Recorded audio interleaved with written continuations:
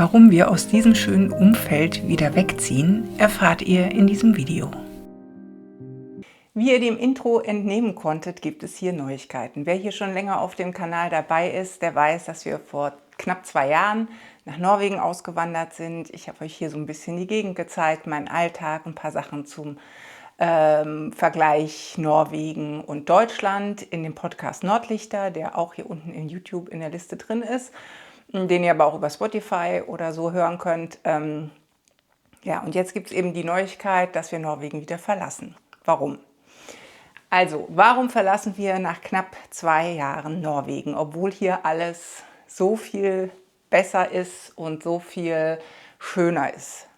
Ja, das ist eigentlich eine tatsächlich interessante Frage, und hier möchte ich noch mal dazu sagen, dass natürlich jede Auswanderersituation sehr, sehr individuell ist und sich kaum welche miteinander vergleichen können.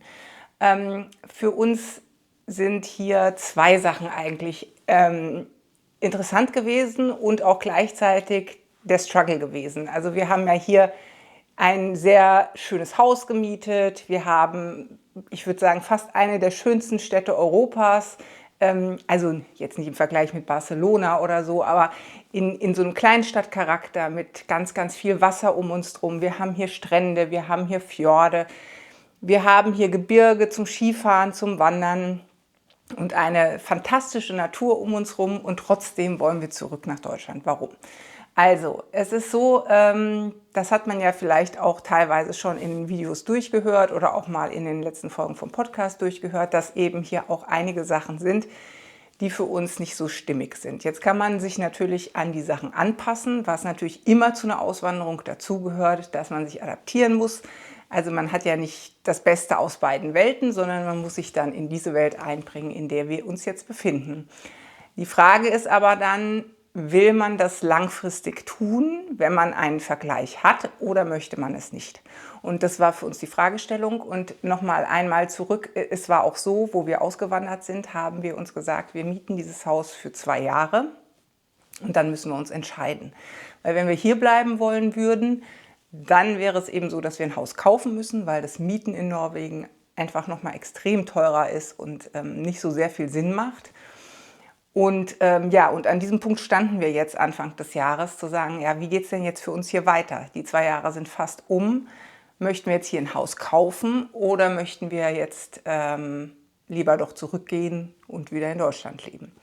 Also an der Stelle auch nochmal gesagt, es wäre jetzt für uns keine Option gewesen, in ein anderes Land weiter auszuwandern, weil ich sage mal, gerade für meine jüngere Tochter, die hier in die norwegische Schule geht, wäre jetzt eine Anpassung nochmal wieder in einem anderen Land, denke ich, echt zu viel verlangt. Weil sie hat jetzt hier schon gerade im ersten halben, dreiviertel Jahr eine sehr, sehr große Leistung bringen müssen. Sie hat die Sprache total schnell gelernt. Sie ist in diesem Schulsystem angekommen und sie hat hier auch Freundschaften geschlossen. Also das jetzt in ein Drittland zu übertragen, ist, glaube ich, eine ziemliche Herausforderung. Und da sind wir natürlich auch schon so an so einem Punkt. Ich glaube, und das hatte ich auch schon mal gesagt in einem Video, dass wenn man früher auswandert, also wenn die Kinder noch recht klein sind, dass das ein paar Aspekte beinhaltet, die es einem einfacher macht. Also wer kleine Kinder hat, der weiß, die sind dann im Kindergarten, in der Grundschule, und man kommt viel, viel intensiver in Kontakt mit anderen Eltern von Kindern, als es so ist wie bei uns, jetzt wo meine Tochter hier in die 9. Klasse gekommen ist. Die Kinder sind dann selbstständig, man hat dann keinen Kontakt mehr mit der Schule. Das macht was aus. Einer der ersten Punkte, die es uns hier tatsächlich schwer gemacht haben, ist das Thema Sozialität. Die Norweger sind freundlich, wenn man denen so im Einkaufskontext begegnet. Aber eine richtige Sozialität zu bekommen, ist extrem schwierig. Also man muss sich das so vorstellen, dass hier nicht gegrüßt wird, also wenn man selbst mit den Nachbarn nicht. Also da ist jeder für sich, keiner grüßt, keiner guckt so. Und man bekommt einfach kaum Kontakt. Also wir sind sehr kontaktfreudig. Ich habe verschiedene Kurse besucht. Mein Mann ist im Backgammon Club gewesen. Und auch in dieser Kurssituation, beispielsweise beim Yoga, ist es so, die Leute kommen zum Yoga, setzen sich hin, machen ihre Stunde und gehen und sprechen auch nicht untereinander. Jetzt kann es natürlich sein, dass das so eine Eigenheit von Stavanger ist. Und ich glaube auch, dass es in einer größeren Stadt wahrscheinlich schwieriger ist, als wenn man jetzt sehr im dörflichen Bereich lebt. Aber das ist tatsächlich ein Thema, was schwierig ist. Und wenn man Leute einlädt, zu sich nach Hause beispielsweise, das haben wir ganz am Anfang mal gemacht und uns war gar nicht klar, dass das irgendwie für die Norweger auch so ein bisschen weird ist, nach Hause zu jemandem eingeladen zu werden, dann ist das auch ganz awkward. Man lädt die Leute ein und dann melden die sich nicht mehr oder sagen gar nichts und kommen dann auch nicht. Und irgendwie, also es ist sehr, sehr schwierig in diesem sozialen Bereich irgendwie wirklich mit Norwegern Kontakte zu bekommen. Ich habe hier auch Leute getroffen, die schon über 20 Jahre in Norwegen sind, die gesagt haben, ja, so nach 7, 8 Jahren habe ich dann auch mal einen Freund gefunden. Ja, und es ist also schwierig. Und das gepaart mit dem Thema, wir sind jetzt nicht mehr 25, sondern wir sind eben schon älter. Und wenn wir jetzt hier bleiben würden, würden wir dann wahrscheinlich bis zum Ende unseres Lebens hier bleiben. Und dann keine Sozialität zu haben, finde ich extrem schwierig. Ja, also es ist für mich schwierig. Und gleichzeitig haben wir zwar Sozialität mit Expats, also beispielsweise ich mit meiner Fjordschwimmgruppe, das sind alles Frauen aus Australien, England, Amerika, Frankreich und so weiter. Aber da ist es eben auch so, dass die Expats, und das haben mir jetzt auch schon 2 Leute gesagt, dass sie sagen, ja, eigentlich investieren wir gar nicht mehr so in Freundschaften mit anderen Expats, weil wir wissen, dass die wieder gehen. Also hier ist es ja so, Stavanger ist ja die Stadt des Öl und Gas und wir haben ja auch die NATO hier. Also hier sind sehr, sehr viele Expats, aber die haben ja auch immer diese befristeten Verträge. Ich meine, es wäre immer 4 Jahre und dann nochmal 4 Jahre. Und dann ist aber klar, dass die irgendwann gehen müssen. Und deswegen ist auch das alles sehr eher auf einer Oberfläche, als dass man in tiefere Freundschaften investiert. Und ja, das finde ich eigentlich ein bisschen schade und ist eben auch nichts, was ich mir für mein Leben wünschen würde. So nach hinten raus, also ohne Freundschaften zu sein, tiefere Freundschaften. Und ja, man hat seine Freunde in Deutschland, aber da ist die Entfernung eben dazwischen und das ist eben der zweite Punkt. Man ist eben sehr weit weg und man muss, also entweder muss man fliegen oder wenn man mit dem Auto oder mit dem Zug fährt, ist es eben eine Reise von 2 Tagen oder 3 Tagen, je nachdem. Und das ist halt schon eine echte Entfernung. Und gleichzeitig ist es so, und das haben wir auch erst hier wieder so ein bisschen mehr zu schätzen gelernt, wenn wir jetzt in Deutschland gelebt haben, dann sind wir in der Mitte von Europa und haben die Möglichkeit, in die Schweiz, nach Österreich, nach Frankreich, nach Italien zu fahren. Und ohne großen Aufwand, mit dem Zug oder mit dem Auto, das funktioniert super gut. Und von hier ist es eben jeder Urlaub oder jede Reise, die woanders hingeht, ist ein viel, viel größerer Aufwand. Man ist viel weiter weg. Ja, jetzt kann man sagen, okay, ihr wohnt ja schon in einem tollen Land, dann macht doch da Urlaub. Aber ja, ich glaube, da kommt dann der Punkt rein, dass wir zum Beispiel vorher, bevor wir ausgewandert sind, nicht die wahnsinnigen Norwegen-Fans waren. Also wir haben ja nicht hier schon seit 20 Jahren Urlaub gemacht und waren total geflasht, sondern wir haben uns Norwegen ausgesucht, weil wir gedacht haben, okay, das funktioniert hier alles sehr gut. Es ist ein Land im Norden, wir mögen den Norden. Natürlich mögen wir auch die Natur, aber ja, also es war jetzt nicht diese schon immerwährende Liebe für Norwegen, die uns jetzt nach Norwegen geführt hat. Das ist wahrscheinlich dann auch einer der Punkte, warum es für uns vielleicht nicht so gut funktioniert hat wie für andere, weiß ich nicht. Ja, also der zweite Punkt ist eben, dass das Reisen sehr aufwendig ist und ja, man sich dann vielleicht auch an irgendeiner Stelle so ein bisschen, ja, ich will nicht sagen gefangen fühlt, aber tatsächlich eingeschränkt fühlt. Einer der dritten Punkte, und das werden natürlich alle wissen und kennen, und das war uns vorher auch bewusst, ist, dass Norwegen natürlich extrem teuer ist. Und jetzt kann man sagen, wir haben hier auf alles mindestens 30% mehr an Kosten. Das war uns auch bewusst, das ist auch in Ordnung, sage ich jetzt mal. Auf der anderen Seite, was uns aber nicht so klar war, ist, dass eben viele, viele Sachen hier gar nicht verfügbar sind. Also Norwegen gehört ja zum europäischen Wirtschaftsraum, aber nicht zur EU. Das bedeutet beispielsweise, wir haben hier kein Amazon, wir kriegen keine deutschen Bücher zum Beispiel zum Lesen. Kann man jetzt über einen E-Book-Reader natürlich umgehen, sage ich mal, ist okay. Aber alles, was man von außen reinholt, ist eben mit hohen Zöllen und hohem Porto belegt. Auch das führt dazu, dass wir zum Beispiel, wenn wir jetzt Weihnachtsgeschenke an unsere Familie schicken, dass die dann in Deutschland nochmal enorm Porto bezahlen müssen, beziehungsweise Zoll bezahlen müssen. Wir müssen hier Porto bezahlen. Also es ist immer alles drumherum, alles was rein und raus geht aus Norwegen, sehr teuer. Das ist klar. Und wir haben eben hier nicht diese Warenverfügbarkeit, wie wir die aus Deutschland kennen.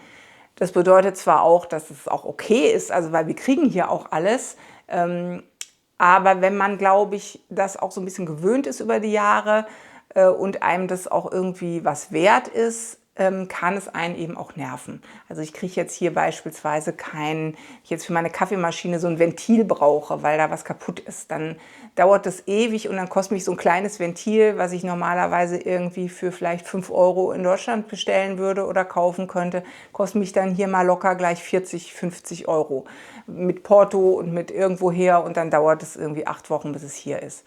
Also das sind so Punkte, die mich jetzt längerfristig tatsächlich nerven. Und dazu kommt eben auch der Punkt der Lebensmittel, dass die Lebensmittelqualität hier sehr unterschiedlich und teilweise auch sehr schlecht ist. Also wir haben hier Tage im Supermarkt, da gibt es irgendwie gefühlt gar nichts und man weiß auch gar nicht genau, warum das dann an dem Tag so ist. Also dann gibt es kein Obst, kein Gemüse. Das, was wir hier an Obst und Gemüse bekommen, ist natürlich auch immer sehr saisonabhängig und alles immer mehrfach in Plastik verpackt und lange unterwegs. Das heißt, ganz oft passiert es einem, dass man eben was kauft und es ist eigentlich schon fast verschimmelt. Ja, und es ist dann auch je nach Saison enorm teuer. Also für eine Salatgurke bezahlt man dann hier auch mal 5 Euro.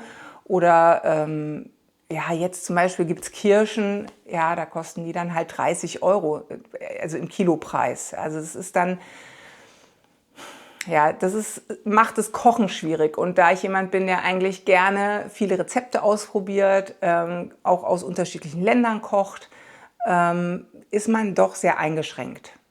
Also das empfinde ich hier dann schon so. Also ich kriege beispielsweise keinen Tofu, also ich kriege kaum Bio-Qualität, beziehungsweise den Tofu kriege ich halt nicht in Bio-Qualität, wenn ich den machen würde, wobei das noch was wäre, worauf ich auch verzichten kann, ganz klar. Aber es gibt eben Käse, wenn ich so ein kleines Stückchen Brie kaufe, kostet der mich 9 Euro hier. Und das Müsli für die Kinder kostet irgendwie, weiß ich nicht, 6 Euro so eine Packung, die wir dann alle in 2, 3 Tagen aufgebraucht haben. Also wir haben enorm hohe Preise, eine relativ schlechte Qualität und dazu auch noch eine sehr, sehr unterschiedliche Warenverfügbarkeit. Und das impliziert immer so einen komischen Mangel. Ja, und ich glaube, wenn man jetzt hier in Norwegen aufwächst, ist es überhaupt kein Problem, weil man es eben gar nicht anders kennt. Wenn man aber jetzt von Deutschland kommt und eben so eine Auswahl aus dem Edeka-Markt kennt, ist es schon anders. Und wenn nochmal, es sind ja alles individuelle Punkte, die uns jetzt hier ein bisschen stören. Ein anderer sagt, ey, ich habe hier die Berge, ich habe hier die Fjorde, was brauche ich jetzt hier irgendwie einen Käse aus Frankreich? Ist mir völlig egal. Also das ist natürlich logisch. Aber es ist eben ein Punkt, der dazu geführt hat, dass wir uns entschieden haben, aus Norwegen wegzugehen. Es ist ja nicht immer nur ein Anlass, der zu so einer Entscheidung führt, sondern es sind viele, viele kleine Aspekte, die an so einer kleinen Perlenkette entlang sich hangeln. Und am Schluss kommt dann eben die Entscheidung, nee, langfristig können wir mit solchen Kompromissen oder wollen wir mit diesen Kompromissen nicht leben. Nochmal zu dem zwischenmenschlichen Bereich vielleicht, da ist auch ein Punkt, den ich so ein bisschen schade finde. Und das ist, wenn man jetzt die Sprache lernt. Also wir haben natürlich angefangen, die Sprache zu lernen und wenn wir die jetzt hier ausprobieren wollen, also weil wir jetzt ja nicht im direkten Jobverhältnis stehen, aber wenn wir jetzt Norwegisch sprechen wollen beim Einkaufen oder so, dann ist es uns ganz, ganz oft passiert, dass sie sofort ins Englische switchen. Ja, also das, oder wenn man irgendwie das nicht 100% richtig ausspricht, dann immer so, hä? Und das finde ich auch so ein bisschen schade, also dass da nicht so ein bisschen mehr Geduld oder Freude aufgebracht wird, dass jemand versucht, die Sprache zu lernen. Und gleichzeitig ist es eben auch so, dass der Norweger an sich nicht so herzlich ist. Und das finde ich auch was mir so ein bisschen fehlt und was schade ist. Ich meine, klar, jetzt, wenn man jetzt mit den Italienern zum Beispiel zu tun hat, dann sind die ja oft sehr herzlich und gastfreundlich und so. Und das ist hier halt überhaupt nicht so der Fall, sondern es ist alles sehr, sehr reduziert und auf so eine professionelle Art und Weise freundlich, aber mehr dann auch nicht. Also da ist schon immer so eine unsichtbare Wand dazwischen. Ja, und das ist irgendwie, das finde ich schwierig. Ja, weil ich eigentlich ein herzlicher Mensch bin und ich mag eben Sozialität und das dann hier nicht finden zu können in dieser Form, auch dann nicht mit den Menschen aus dem Land, in dem ich lebe, finde ich tatsächlich also wirklich schwierig. Dann gibt es natürlich noch ganz, ganz viele Sachen, die so im Alltag immer mal da oder dort aufpoppen, die irgendwie nervig sind. Also wir haben hier komische Fenster, die kann man nicht richtig putzen beispielsweise und auch nicht richtig aufmachen. Das ist irgendwie komisch. Ja, oder man bekommt hier zum Beispiel überhaupt kein gutes Toilettenpapier. Also es gibt hier 2 Sorten Toilettenpapier, das ist irgendwie, ja. Nochmal, es sind alles Luxusprobleme, das weiß ich, aber es ist natürlich so, dass sich das so ein bisschen aufbaut und man dann irgendwann denkt, ach nee, komm, jetzt ist auch, irgendwie habe ich da keinen Bock mehr drauf. So. Gleichzeitig muss ich sagen, und das ist natürlich immer das Schwierige bei solchen Entscheidungen, gibt es hier ganz, ganz viele Sachen, die ich absolut vermissen werde. Wir haben hier perfektes Trinkwasser. Das schmeckt einfach total gut. Wir haben hier, also heute jetzt nicht, weil es regnet, aber wir haben hier schönes Licht oft, ein sehr blaues Licht. Jetzt im Sommer, wenn es abends bis 10:30, 11, 12 Uhr hell ist, das liebe ich, finde ich super schön. Ja, natürlich den Fjord mit meiner Schwimmgruppe jedes Wochenende. Das wird mir total fehlen, da bin ich 100%ig überzeugt. Das ist schon so was Besonderes, in diesem Fjord zu schwimmen und diese Natur um sich herum zu haben. Also die Strände, die wir hier haben. Also die Kinder fahren mit ihrem Vater dann mal am Wochenende einfach zum Strand, gehen da spazieren oder wir alle zusammen. Das ist schon einfach fantastisch. Das wird mir sehr fehlen. Ja. 2 Aspekte, die auch mir fehlen werden, sind einerseits die Ruhe. Also wir haben ja hier viel, viel weniger Menschen und das merkt man einfach im Alltag sehr stark. Es sind viel weniger Autos unterwegs, es sind viel weniger Leute unterwegs, außer es sind jetzt beispielsweise 3 Kreuzfahrtschiffe in der Stadt. Aber es ist alles eben immer viel ruhiger und entspannter. Das macht was aus.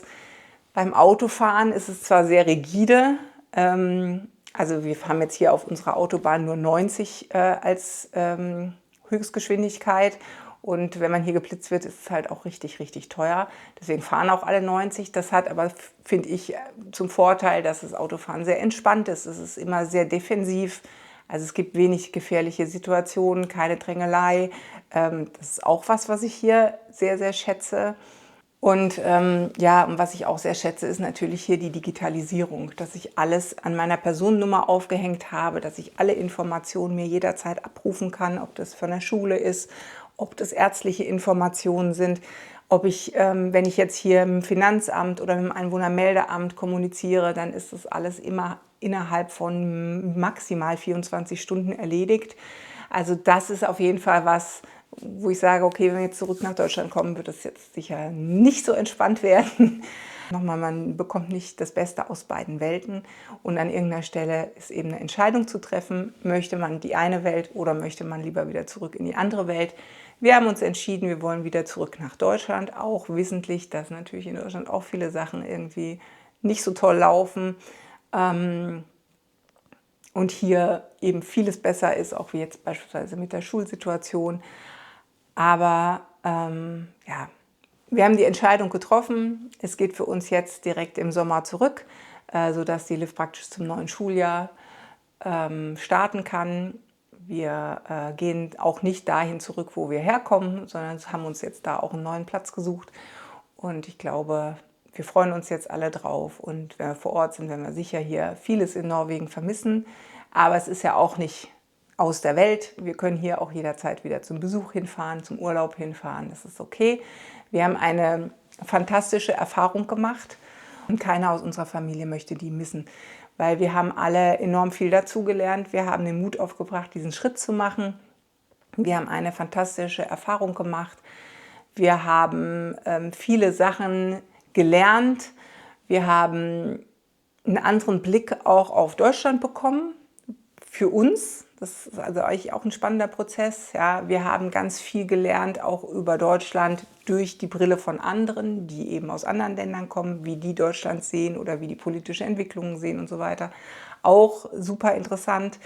Und ja, also ich glaube, das ist eine so fantastische Erfahrung, die wir in unseren Herzen mitnehmen, von der wir sehr lange zehren werden und die uns natürlich auch enorm den Rücken gestärkt hat, insbesondere auch den Kindern. Die haben die Erfahrung gemacht, dass sie eben so einen Umzug in ein anderes Land meistern können, dass sie die Sprache lernen können. Die haben beide jetzt eine neue Fremdsprache dazu gewonnen, die ihnen nicht verloren gehen wird. Sie haben hier Freunde in dem Land, mit denen sie natürlich in Kontakt bleiben, die uns auch in Deutschland besuchen können. Und ja, also alles in allem ist es einfach eine fantastische Erfahrung. Und es ist auch schön, sich bewusst dafür entscheiden zu können. Und es ist natürlich auch ein totales Privileg und Luxus, ganz klar, ob wir hier bleiben wollen oder ob wir zurückgehen wollen, ohne dass wir jetzt gehen müssen. Das ist natürlich auch ein wirklich großes Privileg. Ja, also vielleicht hat euch das Video jetzt Spaß gemacht und ihr habt gehört, warum wir gehen, was die Beweggründe sind. Ja, schreibt doch mal drunter, was ihr dazu so denkt oder wie eure Idee ist dazu, ob ihr auch noch mal auswandern wollt oder nicht. Ich glaube, dass das Auswandern, gerade wenn man mit Kindern auswandert, wenn die jünger sind, vielleicht ein bisschen einfacher ist für die Sozialität. Aber nochmal, es kommt immer so ein bisschen auf das drauf an, was man eigentlich auch selber priorisiert im Leben und was einem wichtig ist. Ja. Also, ja, wie gesagt, ich hoffe, es hat euch Spaß gemacht und ja, das sind die Neuigkeiten von uns hier aus Stavanger, nicht mehr lange hier. Ich werde euch noch ein paar schöne Bilder einblenden hier im Video und natürlich euch auch auf Instagram weiter mitnehmen. Und dann wünsche ich euch erstmal eine schöne Woche, bleibt gesund und wir sehen uns im nächsten Video wieder. Bis dahin.